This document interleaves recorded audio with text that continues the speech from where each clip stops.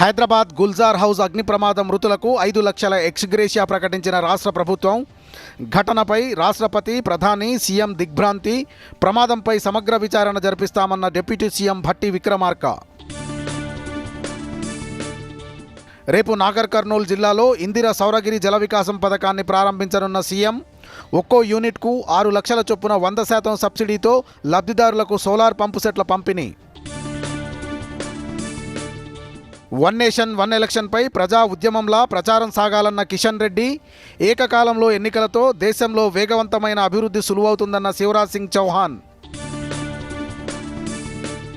ఈ నెల 22న తెలంగాణలో ప్రధాని మోదీ 3 రైల్వే స్టేషన్లు ప్రారంభిస్తారన్న బండి సంజయ్, రాష్ట్రంలో రైల్వే అభివృద్ధికి కేంద్రం వేల కోట్ల రూపాయలు ఖర్చు చేస్తోందన్న కేంద్ర మంత్రి.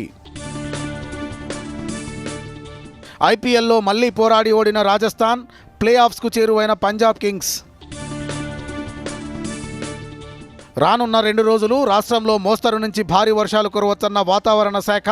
హైదరాబాద్లో చల్లబడ్డ వాతావరణం, పలు చోట్ల చిరుజల్లులు.